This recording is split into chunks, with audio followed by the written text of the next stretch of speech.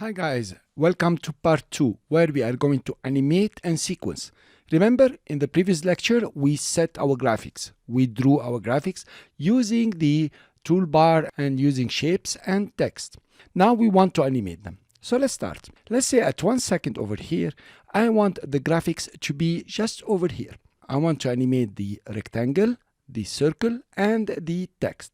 Let's go to rectangle first of all. I press F2 to deselect, select the rectangle, and I want of course to work with the position.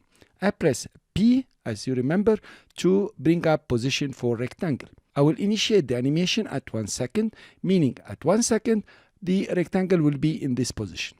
I'll move back to 0 second and click on my shape layer, press shift and take it down outside the composition.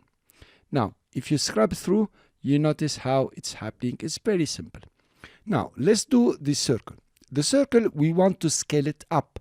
So we press S for scale and we click on the stopwatch to initiate the animation. And here we want it at 100%. We go back to 0, and at 0 when it starts, we want to make it 0, meaning no scaling. Here you are. Now if you scrub through, you notice you have already a nice animation. Very simple. Cool. Let's go to 1 second and select the motion graphics text. Here we want to use opacity, meaning want it transparent then opaque. We already did that. We press T and we bring up opacity. Click on the stopwatch to start the animation. Opacity is 100. We go to the beginning and we put opacity at 0. As simple as this. Then let's play. We press spacebar and we have our animation that is perfect. Now we need to sequence the layer. This is the final step. Notice what's happening here. They are all coming at the same time and it's not really beautiful. What we want to do, we want the rectangle to come first. Then we want the circle to scale up second. And then we want motion graphics to appear at the last stage. So how do we do this? Of course, you can come over, select keyframes and start moving them around. That's cool, but that's a bit tedious. There is a better way to do that. We want to move the layers. So rectangle will start. We don't move this layer.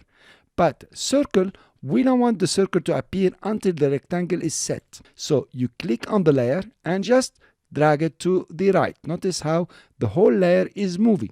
And now there is no circle, and the circle will start scaling just at the beginning of its own layer, of course.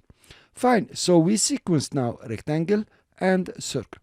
Let's sequence motion graphics text.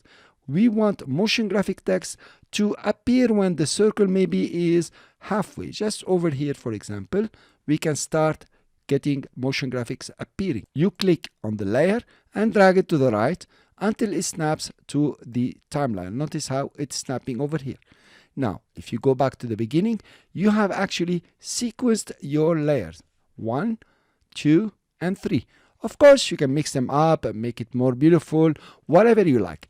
But this is the concept that we are going to work with. First, we create our graphics, then we animate the graphics, then we will sequence them.